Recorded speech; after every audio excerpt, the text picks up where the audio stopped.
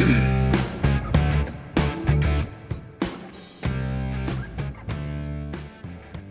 right, welcome to the Fantasy Football Last Call podcast. My name is Joe Bond, founder of FantasySixpack.net. With me, as usual, my co-host Dave Eddy. What is up, brother? Oh, just gotta get up for work in a couple hours, Joe. Yeah, man. You have some early mornings coming up, so yeah. I do not envy you. Let's put it that way. But anyway, man, it's we had a good day of football, and let's roll through this, shall we?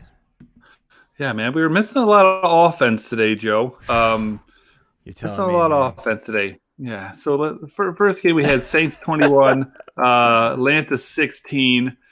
I mean, again, like we're going to talk about here quite a bit. Losing a little bit of offense here. We had, Hill has been doing all right. Filling in for Brees. He had 232 yards through the air, 2 touchdowns, 83 yards on the ground. So, I mean, I don't know what more you expect out of him.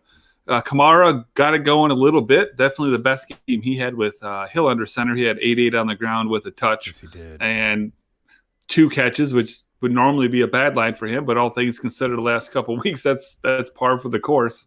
And Michael Thomas caught 9 for $105. Not a whole lot for Atlanta. Ryan 273 and a touch. Julio caught 6 for 94. Ridley had 5 for 100. Didn't, really go a whole lot there. But I think, what it really boils down to is that, rumor has it Brees will be back next week. So, the Taysom Hill experiment, that had eligibility questions and, the whole 9 yards we encounter there is going to be over soon. So I think, if you're a Kamara owner, you just cannot wait for that to happen. Yeah. If you're a Hill owner, I hope you enjoyed what you got. Yeah, man. Like it'll be interesting to see how Brees responds with coming back off the injury. Kamara, as you said, Kamara. People who have Kamara on their teams are delighted to see Brees come back. Michael Thomas, I don't know though, man. Like, I mean, I guess you're happy, but like Michael Thomas has been solid. So like, he's been getting tons and tons and tons of volume, and I think it's like 70-something% of the target share on that offense. It's just like drop back. He goes for a slant. Hill hits him. That's pretty much what Michael Thomas is doing right now. And you're loving it. Like, yeah, he may not score, but you'll take 9 for 105 any day. Like, that's fine. So, we'll see. I mean, anytime Brees is back there at quarterback, you're not going to, you're not going to be too sad about it. So, right. Bring it on. Oh, boy. Yeah. And next up, stupid old Lions 34, Bears 30. Ruining your draft picks, man. Yeah, right. Oh, boy. That's exactly what I think most of us are thinking. But, hey, man, Stafford had a great day, over 400 in the air, 3 touchdowns and a pick. AP got himself in the end zone. Marvin Jones had over 100 yards and a touchdown. For the Bears, Trubisky wasn't a complete, toilet bowl. He had 265 and a touch. Montgomery found himself in the end zone twice. So if you owned him, I think that's about the ceiling that you were hoping for.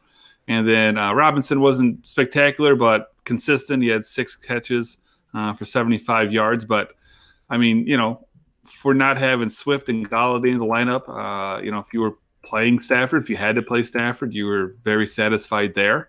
But I mean, really these two teams, there's not a whole lot going on. There's nothing consistent here, I would say, outside of, Allen Robinson. Yeah. I literally wrote, I got nothing for this game. Initially I just wrote question marks. Like I didn't know what to think, man. Like there were some stat lines and fantasy wise, like you were happy to play guys like Marvin Jones. If you actually played him, you were happy to play Montgomery, cause he got the touchdowns. Right. But like this game was just kind of blah. Like honestly, like every time they showed it, I was like, what's going on here? Like it just wasn't exciting. I guess dynasty wise, like Cole Kmet, like, hey, maybe showing something. I don't know. I don't know. Yeah, it seems like if he catches the ball, it's for a touchdown, Sure. It seems like the way he goes. Yeah, you're not going to be too sad here with that. Maybe it's a sign of things to come. So we can move on, I think, though. Yeah, that game sucks. Next up, we had Colts 26, Texans 20. Phillip Rivers 285 and 2 touchdowns. Jonathan Taylor again led the backfield here. Decent day. 13 carries, 91 yards. T.Y. Hilton apparently still plays football. I know this because he caught 8 balls for a little over 100 and a touch. And then other side of the ball, Texans struggled a little bit. That's a really good Colts defense. Watson wasn't too bad. 341 through the air. No touchdowns, though he ran one in, had a pick. And then David Johnson returned. He was David Johnson, 10 for 44. Right? David Johnson, exactly what I was going to say. Yeah, exactly. 10 for 44. He did get in the end zone, though. But, your boy Kiki QT, who we kind of, I guess, technically talked about this morning. He did have a pretty good day. Actually playing him.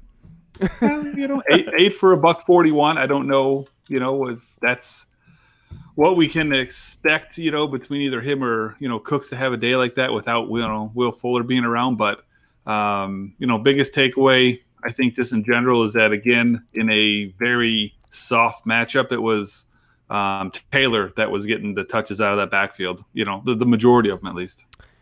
Yeah, man. It was nice to see. So kind of a lot to talk about in a not super exciting fantasy game, right? Because nobody really blew up. Because let's be honest, who was really playing Kuti, right? Except for DFS purposes. Okay. Right, but except for DFS, right? But in season long, you weren't really playing Kuti, right? Unless you were desperate. So things to talk about here, right? So Jonathan Taylor comes back off the COVID list and performs very well, right? So great to see. You like to see he got the lion's share of the carries there, which is what everybody was really hoping to see, is what we expected last week before he went on COVID. And then, obviously things got altered. T.Y., right? What the hell? This is actually 2 games in a row now for T.Y. playing pretty well. So, is Rivers finally going, oh, wait, I actually have a good receiver back here? Or is this just a fluke? I don't know. It's just weird. Fluke. Yeah. I'm not buying into it quite yet. I'd have to see it at least one more time before I'm buying into it. And then on the Texan side, right? So first game without Fuller, right? So you wanted to see how Watson was going to perform. You wanted to see how the receivers were going to perform. You wanted to see how David Johnson was going to bounce back, right? David Johnson was David Johnson, as you said. Watson kind of did Watson things. This is what you kind of expected from him. Cooks didn't really improve or downgrade at all, it seemed like. Kuti was the big winner. And that will be something to watch. I'm not going to bump him into wide receiver 2 territory quite yet for my rankings, but he is somebody who's probably going to pop into flex, flex category for, depending on the matchup. Look, the Colts aren't, anything to sneeze at. The Colts have a great defense. So the fact that he can get that done is pretty good against that Colts defense. So a lot of talk about there, a lot of worthy storylines in that game. So it's just something to pay attention to there. So moving on. Yeah, man. Speaking of worthy storylines, we almost had one in the next game with goodness. The craziest Jets, game ever. Jets almost got their first win, man. It was 31-28 loss to the Raiders on basically a last second, not even a Hail Mary exactly, but kind of. This was the worst defensive play I've ever seen in my life. It was, no. Did. Think about it. They had to score a touchdown. Well, the guy bit on a double move. You just had to get behind him. There's 2 ways that people approach it. Move. You can't bite on that move. None. But just in general, though, on those plays like that, 90% of the time, if not 95% of the time, you drop 8, you rush 3, and you just say you're going to have to, get something crazy. Sure. Every now and again, you'll see teams that will just go and say, all right, we're going to blitz you so you don't have time to throw the ball. Well, that's what the Jets did. The Jets sent the house, and they picked up the blitz perfectly because they had single coverage. And Ruggs, just like you said, why the guy bit for the double move. I don't know. You can't bite on the double move. It's like a fine defensive call with the blitz and things like that, but you can't bite on the double move. Absolutely not. Did. He stopped, and Ruggs was like, peace. The guy runs 4.2. You can't stop. He's clearly definitely going had separation. By you. He's clearly going by you. So I don't know. That was a crazy finish. Congrats to the Raiders. Jets, I don't know. Maybe conspiracy theories, or they did that on purpose. I don't know. But all I gotta say is Waller is a baller, dude. 13 for 200 and 2 touchdowns. Oh man, whoo! That was a crazy game from him. Anybody who had him in their lineup, I can't imagine you lost. Booker didn't do too well in his start, but the Raiders were just chasing most of this game, which was kind of crazy. So they didn't really get a chance to run. So I don't blame that too much on Booker. I don't think Jacobs would have done a whole lot in that scenario either, unfortunately. Nope. So I don't blame that there. Crowder, man, 5 for 47 and 2 touchdowns himself, and then interesting. Ty Johnson. I'll be honest with you. I don't know who this guy is. Former Detroit Lions. Detroit Lions, right? Is that who that is? Yeah. So I do know who. They released him in the preseason. 22 for 104 and a touchdown. Okay. Sure, man. Go on with your bad self. It's not going anywhere. Don't go chasing that. No, man. So next one, man, we about had ourselves a blowout. Browns end up, I wouldn't say squeaking out a win, but the score got close. It ended up being 41-35. They beat the Titans. Baker Mayfield did pretty much all of his work in the first half. He finished with 334 and 4 touchdowns, but like I said, most of that was first half stuff. Chubb got 80 on the ground with a touch. Landry had 8 for 62 for a touchdown. Derrick Henry, unfortunately, did not, come through in this one, but it was because they were down by, what were they down with? 20. They were down 20-something, quick. So you knew that, that was going to be, out the window really early. So Tannehill ended up, having to throw the ball a bunch. He had 45 attempts, so 389 yards, 3 touchdowns there. Corey Davis had a pretty damn big game too. 11 catches, $182 and a touch there. A.J. Brown only had 4 for 87, so that's a little bit surprising considering how much they had to throw the ball. But Corey Davis was the guy that was doing work there. I don't know, man. This is just a weird one because you don't, you know that the Browns have the ability to be explosive. It just never happens, especially with how much they want to run the ball. But man, they just lit up that scoreboard in the first half. They got out super fast, man, and honestly, people were expecting this to be a close game, and a lot of people were on Derrick Henry and DFS, and this was like the one pivot all of a sudden late that you and I kind of talked about that we were like, yeah, we're off of it.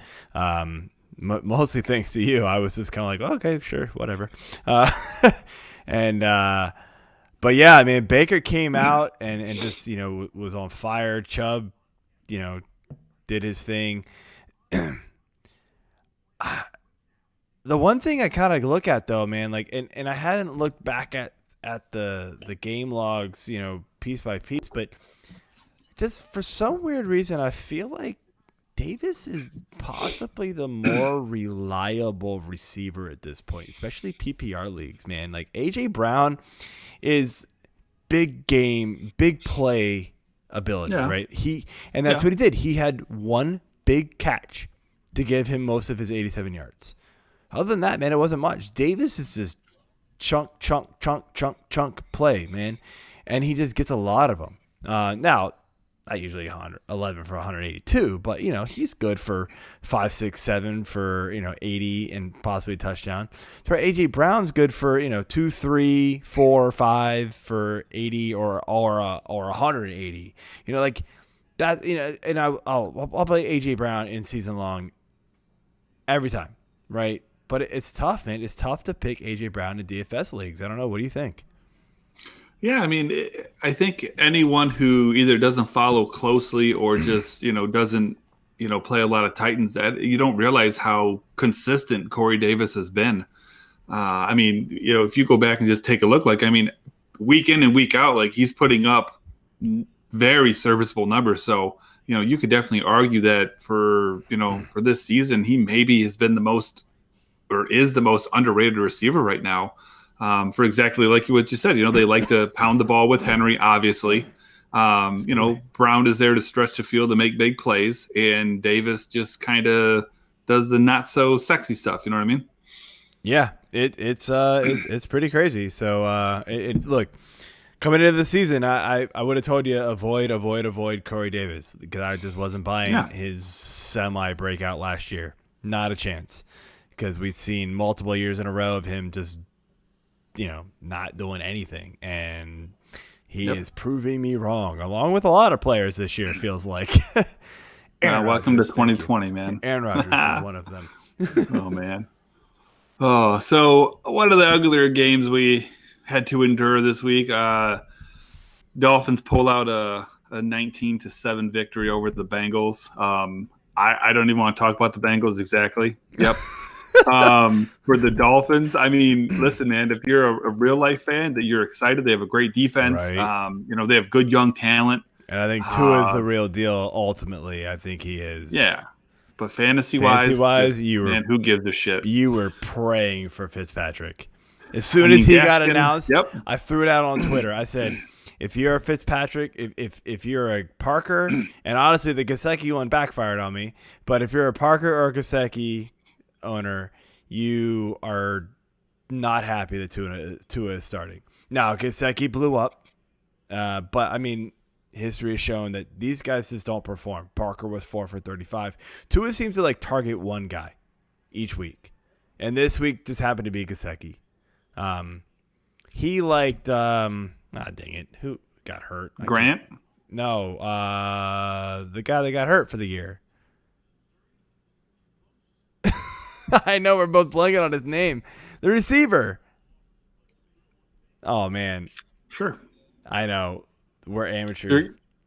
Yeah, I don't know who you're talking about. I mean, I guess you say it and it's like, oh, duh. But, I know. As soon as I'm going to look up the player here, we're going to go, oh, yeah, that guy. Yeah, I do feel stupid. Yes, I absolutely feel like an idiot right now because, yeah. So we're going to look down the roster here, and we're going to see that it is not Alan Hearns. Nope. Absolutely not. Oh, Albert Wilson. No. Shit? Albert Wilson? No, sorry. Preston Williams. No, who gives a shit there too? It's whatever. No, he liked Preston Williams. He was targeting. No, he's the only one. But he was targeting Preston Williams more than anybody else when he was in the lineup. And then he went out and he just kind of switches it up every week. It feels like. So I feel like a couple weeks ago it was Parker. 1 week it was Grant. And this week it just happened to be Gesicki. So, I mean, it's fine for real football. But for fantasy purposes, these guys all drop because they're just unreliable. Oh, yeah. And it stinks, you want guys to just get heavy target share every week and you rely on it. I mean, targets are king in fantasy. That's all there is to it, guys. Not all there is to it, but that is the majority of it. So, anyway, let's move on. Well, I'll tell you what. Hey, if you want volume, I've got volume for you then, Joe. We've got Vikings 27, Jags 24. You want some volume? Cook, 32 carries. Yeah, baby. 120 yards. Jefferson, 9 catches, 121 and a touch. Thielen, 8 catches. Those guys get. I want 47 apiece. I want to see how many. 47 apiece. I mean, that's what you want to see. That's the kind of fantasy stuff you want to see. You want to see good players get the ball a lot. Guys that are getting the ball on these teams. Screw everybody else. Who cares? Exactly. Let's see here. Jefferson got 12. Thielen got 11. Yeah, that's what you want. You get it's very consolidated. And catching the majority of them. So very, very happy all around. Yeah, 32 carries, man. I was watching that game, and I just kept watching Cook get bottled up and stuck, and I was like, on red zone, I was like, Cook must not be having a very good game. And then I look at the box score, I was like, holy crap. Like, it really wasn't a good game. 32 for 120 though, like you'll take it for fantasy, but like that's an abysmal game, like box score wise, like 3.8 average. He caught 6 for 59 by the way too, so super happy there. If he had landed the end zone, we'd be talking like monster game from him. On the Jag side though, like I mean whatever. It's kind of the opposite. I mean, you got James Robinson and then who touches cares? the ball, and then it's whoever. I don't know. It's just, I mean, they have. I mean, Shark is obviously good and talented. He's just. It's hard to be consistent when this is like the third quarterback they've been running out this year. He's got 7 targets, and I was talking about this with the Fantasy Six Pack crew, the Fantasy Six Pack Hour crew on Thursday night. Yeah, Shark is getting the targets, right? And you want targets, but does it matter? Because Glennon's the one throwing him the ball. I mean, he caught 2 of them. And even before that, right? Even before that, he was getting all the targets, but he wasn't catching the majority of them. And I don't know, and I don't watch enough of the Jaguars games, to know whether or not it's on Shark, if it's coverage, if it's bad throws, or what. But something's not clicking there, and he's just not getting the job done.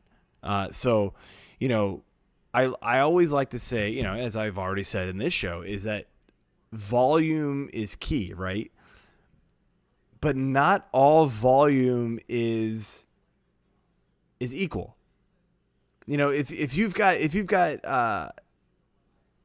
Patrick Mahomes throwing you the ball compared to Mike Glennon throwing you the ball, what's the difference, guys? Like, let's figure this out. It's pretty clear. Like, you want Patrick Mahomes throwing you the ball 7 times compared to Mike Glennon throwing you the ball 7 times. So, like, not all volume is the same. So be careful when you just look at volume. I get it. Volume's important, but not all volume is the same. I want to ask you real quick, like, what do you think about Jefferson being now the wide receiver 1 for the Vikings? I'm ready to crown it. No, I disagree. Adam Thielen is the guy in Minnesota for me. I mean, here's the way I look at it.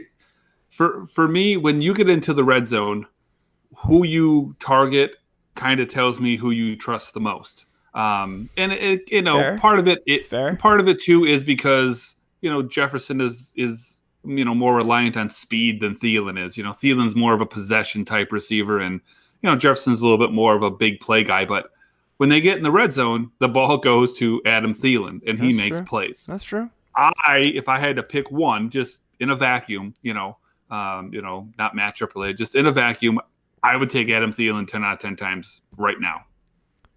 Sure. I don't know, man. I like Jefferson. I love Jefferson, man. I was calling him the rookie receiver of the year as soon as he got drafted into that spot. And I might have missed on my running back rookie of the year, but with Akers. But hey, he could finish out real strong here with Akers, and we'll get to that one here next. So little spoiler alert here. Let's jump into that. So Rams and Cardinals. Rams 38, Cardinals 28. Goff finished with 351 of the touch. And then my boy Akers finally seems to be taking over. 21 for 72 and a touchdown. Henderson broke a big run. So he finished with a solid stat line, but only 3 touches. Brown only 3 for -3. So this is Akers back. Jordan Howard stat line. Right? I mean, oh man. Yeah, that's a dig. Akers, man, 21. That's monster, dude. He just was getting all the work, and he looked good. He looked real good. Like you could feel it, like watching this game, as it went on. Like he was getting stronger as the game went on. You could feel it, right? He was getting in the flow. And that's what you want from a running back, and I'm hoping that's what McVay finally is seeing, is that like you give a guy this ball enough times and he's going to get in the flow. a guy like Akers needs to get that done. And then Woods, 10 for 85, 11 targets. Kupp, 8 for 73, 9 targets. We'll get back to the Akers here in a second. Let me rip through some of these cards, stat line here. Murray, 21 for 39, 173, 3 touchdowns and a pick. So, I mean, overall good fantasy day, but we'll get to this one here in a minute. I think we have difference of opinions here. Drake, 10 for 49 and a touchdown. Touchdowns are saving his season, man. Let's be honest. D-Hop, 52 yards and a touchdown, 8 catches. So, great fantasy day for him. And then Dan Arnold, combine monster, 61 yards and 2 touchdowns off 2 catches. So, not that anybody started him. But, all right, 2 quick things. Akers, man, like, what's your thoughts about him going forward? I mean, it feels like every week that, the Rams are on here, we talk about, the carries got split like this. And, the first time we really delved into it, the question basically was, if you had to take one guy for the rest of the year, who would you take? And I think we both agreed that Akers is the guy that had the upside. It's just a matter of if or when he would, get touches. And, he looked really good today. And I don't know if it's going to be like, like Swift, taking over the Lions backfield when he's healthy, or like Sanders taking over the backfield for the Eagles last year. But if this is, what it's going to be going forward, he becomes, I think, a pretty solid running back 2 option. Yeah, absolutely. I'm loving Akers going forward. I snagged him in a couple of leagues where he was dropped. I unfortunately dropped him in one league, so I'm kicking myself for that. He got picked up pretty quick. But anyway, the other side of the ball, I want to ask you, and this is where I think we have difference of opinions here. What's the worry meter on Murray here? We've seen, since the shoulder injury, we've seen him run a lot less, and we've seen his fantasy scores kind of dip each week. So, what's your thoughts here with this? I mean, like we talked about beforehand, I have no hesitation at all with him. I don't know what his matchup is next week. If you want to look it up real quick, I'm looking it up right now. But I'm not worried about it. This week he played the Rams, who are and the Eagles. Okay. But I mean, the Rams are. I mean, what are they? Are they top 3 at worst defense in the league? I mean, they just generate pressure naturally, just rushing 4. And you could see all day long. Kyler was not necessarily like rushing out of the pocket, but more like running backwards. For his life. Yeah, exactly. I get it. And but then the week before that, the Patriots had a double spy on him. He couldn't run anywhere. Week before that, they played Seattle, who has a fairly mobile quarterback, and I could very easily see them being able to develop a game plan, to shut. So yeah, does the injury play a factor? I'm sure it does, but I would put it down to say it's more just he's had a really tough run of matchups, man. I mean. Yeah, I will say this, man. Like, the Giants are shockingly scary all of a sudden. Like, they've gone 5-2 in their last 7 games. That's I think what I heard, and we'll get to that next. But they've been surprisingly good, and I wouldn't be shocked at all if they can shut down this Cardinals offense and do exactly what they did today to Russ. To Kyler Murray. I mean, it's just been there's just something inside me that goes, I feel really bad about Kyler Murray. And, like, I benched him everywhere I could. I own him in a lot of leagues. I happened to get him fairly late, for the quarterback drafting in a few leagues. So I was fortunate to get him, and it's carried me to this far. But there's been a lot of, I've got Tannehill, I've got Big Ben, I've got those types of guys, and I was just like, you know what?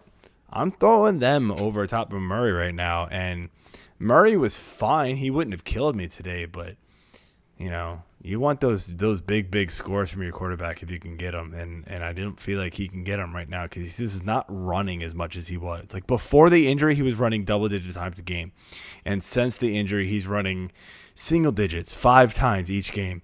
And I feel like some of those are he's just praying he's just having to run for his life, like you said today. So it's not so much designed runs; it's just him like scrambling out. Anyway, next game, as I mentioned before, was Giants. They upset the Seahawks 17-12. I mean, yeah, what the hell?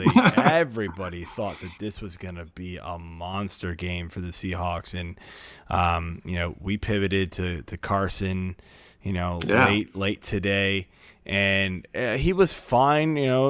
Over 100 yards total and a touchdown, but not what you were expecting from him. I mean, you take that touchdown catch away, and oh boy, that would have been that's what a 30-yard catch. Yeah. So that's in PPR leagues. That's a 10-point play. Metcalf, 5 for 80, whatever. Lockett 6 for 63, fine. I mean, nothing sexy here, guys. On the Seahawks side, they scored 12 points. Nothing sexy on the Seahawks side, guys. But nothing good on the Giants side either. I mean, Gallman had 135 yards rushing, so I guess that's cool. But, I mean, nothing else. I think Shepard scored the lone touchdown for them, so that was good there. But, I mean, like, what do we thought that the Seahawks offense kind of dipped when Carson got hurt, but now that he's back, it really hasn't seemed to pick back up. What are we feeling here? I don't know, man. Like, the first half of the year, it was all about, oh, man, Russ is going to get his first MVP. He's just set. He's going to break NFL records. And, this defense is so terrible that they have to score all these points. And then, I don't know, it just stopped. Like you said, it was, Carson got hurt. And it's like, oh, man, boy, I guess he's a little more important than we thought. I don't know what's going on. I mean, God, that's a terrible answer. I mean, it's the worst answer I can give. I don't know. Yeah, I kind of just wonder if defenses are picking up, and part of it is also the Seahawks defense is playing better, and so sure. I think they're trying to run the ball more, play more, ball control and things like that, and instead it's going kind of the opposite. It's actually going against them. So I'm not too worried. I think the Seahawks will bounce back. They're too good to not. But let's move on to the next game here. Packers-Eagles, kind of what we expected, a big blowout here. Packers 30, Eagles 16. Wentz was benched. This wasn't hey, we're going to mix in Hurts. He was benched in the third quarter. He finished 6 for 15 for 79 yards. Hurts finished 5 for 12 for 109 and a touchdown and a pick. Neither one of them played very well, but I don't know what the game plan is going to be going forward with them, but it's definitely something to look out for. I'm just going to ask you. I think it's Hurts. I just got to ask you, like, if it is Hurts going forward, like, what do we do with guys? Really the only people you're starting in this lineup are Goddard and maybe Ertz and Sanders. Like, Sanders was pitiful today, but they were down early. He couldn't get anything going. So, like, right. What do we do with Goddard, Ertz, and Sanders? Because nobody's starting the receivers at this point. If Hurts is there.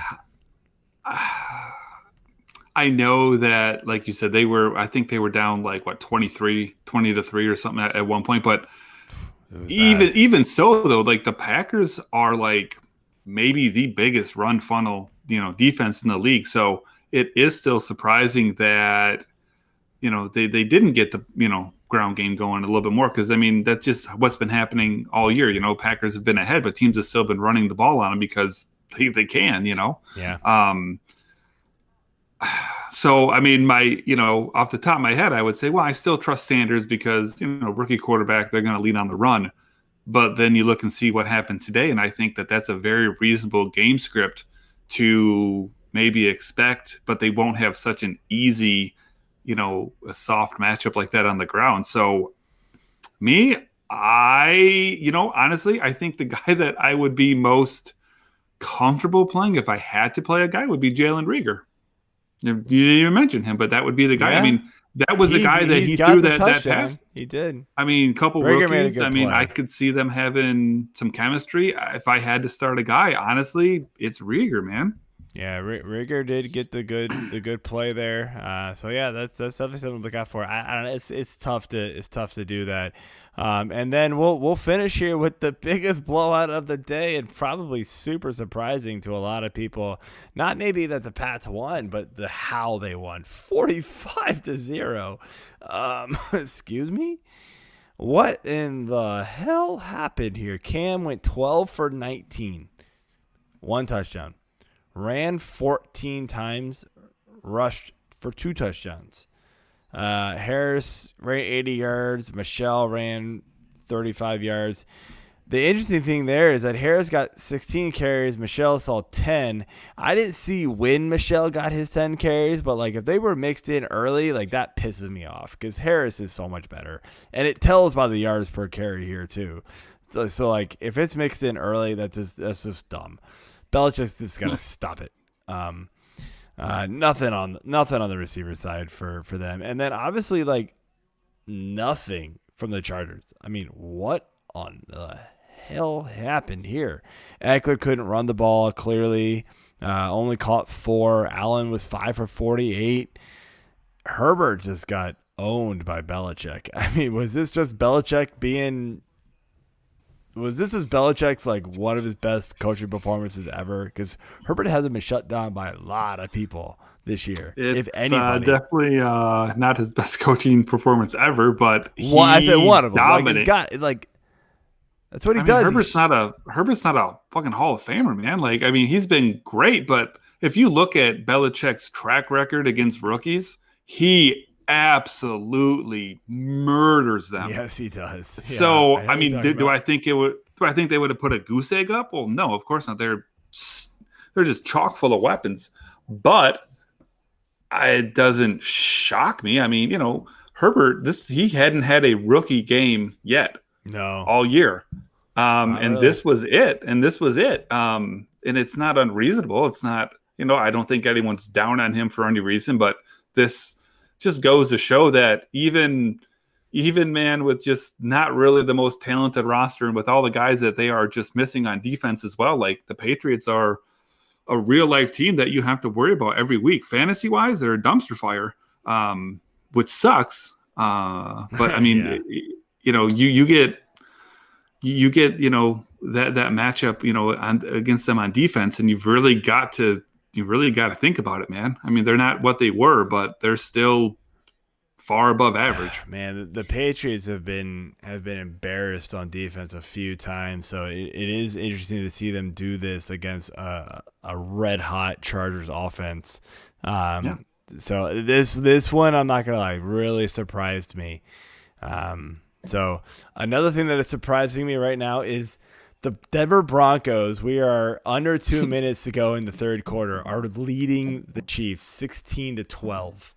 What? The Chiefs need to figure out that they actually have to play their division. Is this what's going on? I don't know. It's just crazy. They lose to the Raiders, almost lose to the Raiders a second time, and now losing to the Broncos. What? No. You see what happens when you have a quarterback on your roster, Joe? You can actually participate. They're not used, they finally got a quarterback back there, and they're like, oh, yeah, that's right. I remember you throw the ball. Drew Lock doesn't count. Sorry. Listen, man, he's way better than what he was last week. But, yeah, it's I don't know. I'm not feeling it. All right, man. That's all we got. Oh, sorry. I was just watching a possible touchdown play, so pause there for a second. So, all right, that's all we got, man. You got anything else to add for this? Carry people out? No, I'm just remembering that I'm behind on you, so now I see Kelsey's score. Oh shit! No. I just gave it away to you. Gave it away to me. No, I'm behind you, jerk. Yeah, damn it. That's right. Well, hey, Kelsey just scored, but there's a flag on the play. Now, so there we go. All is right with the world. All right. See y'all later. Good night, fellas.